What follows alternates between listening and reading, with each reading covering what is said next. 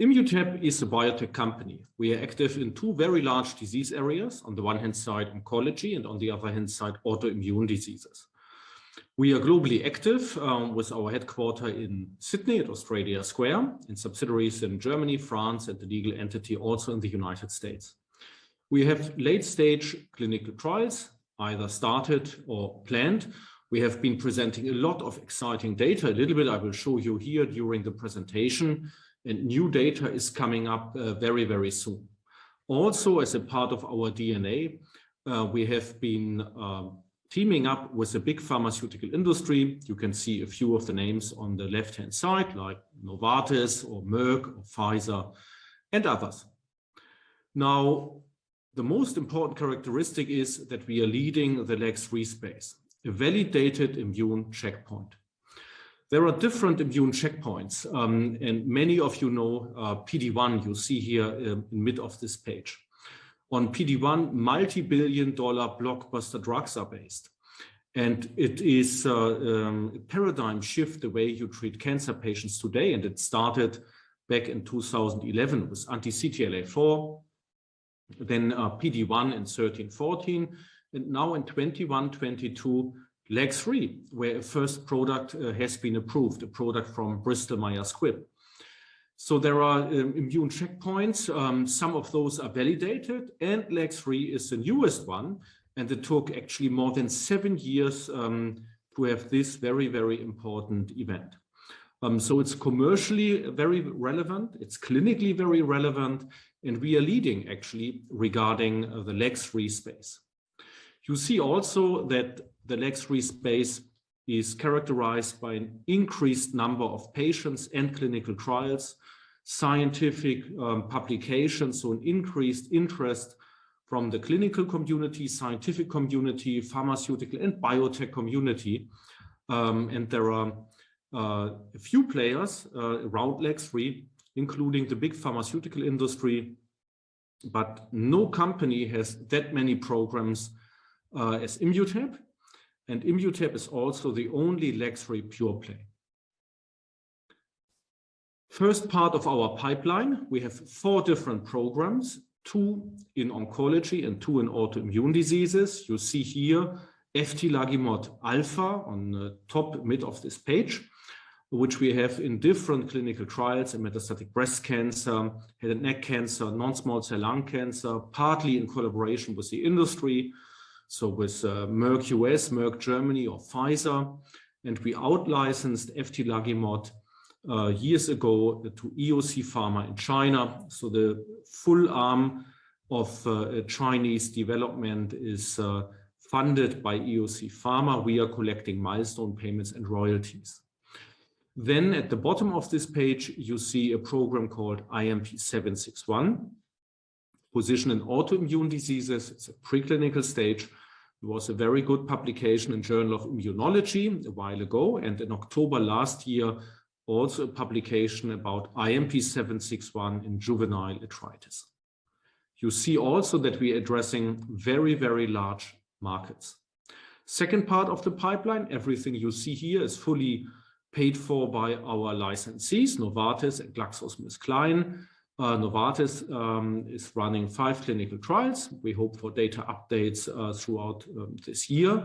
GSK successfully completed 2 phase 1 clinical trials, but had to stop about a year ago a phase 2 trial in ulcerative colitis. And we are waiting for next steps from GlaxoSmithKline. Now, the main program is Eftilagimod alpha. This is, I believe, dominating our value.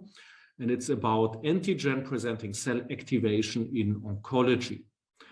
In other words, we have here an immune booster. We provide the patient's immune system with a broader push and enable the patient's immune system to actively fight cancer.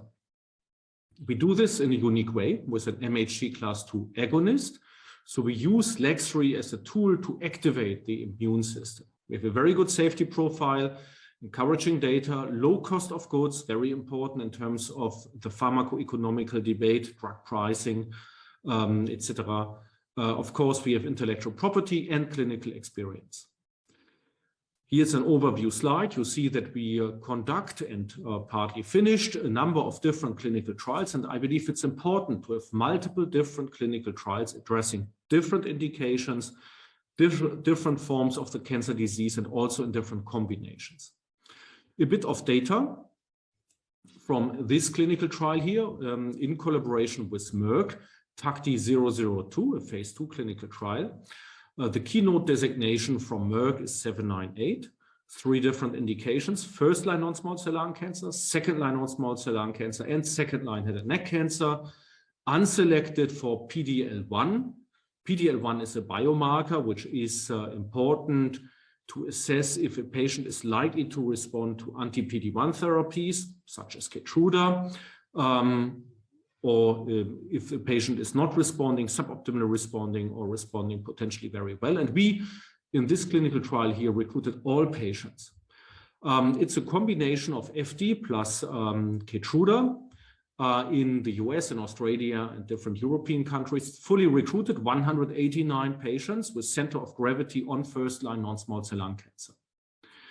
This is what we showed at ESCO last year. Overall response rate was 36 patients between 35 and 40%, PD-L1 all-comer.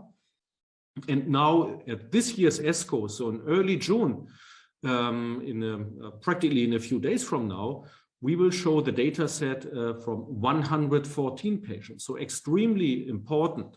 We publicly said that we enlarged the trial with Merck in order to see if the data holds, or if it was by chance so good. So we double here by and large the response rate you would expect with Keytruda monotherapy, and to be in a position, if that's the case, to plan for late-stage clinical trials.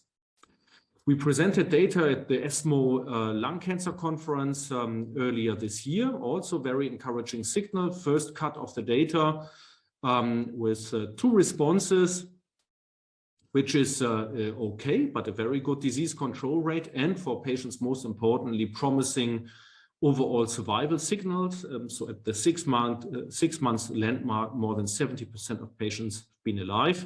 You could compare that to the toxic option of chemotherapy, for instance, docetaxel in this case. There is more to come from this part of the trial.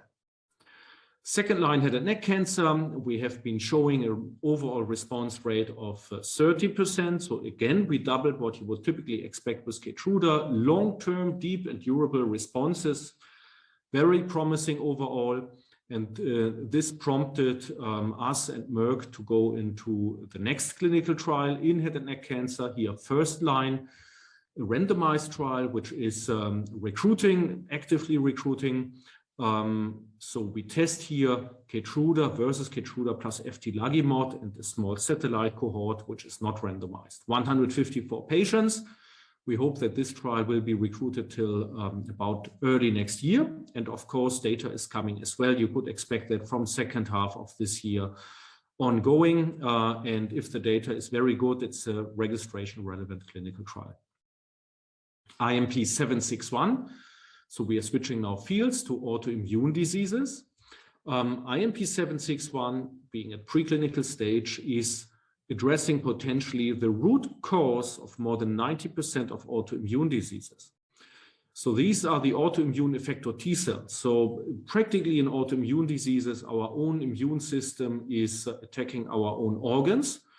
So it's out of balance. And with IMP 761, we specifically silence the troublemakers, these autoimmune effector T cells, where they are expressing LAG-3, and we use that conceptually LAG-3 as a marker to bring the immune system under control and back to the right balance.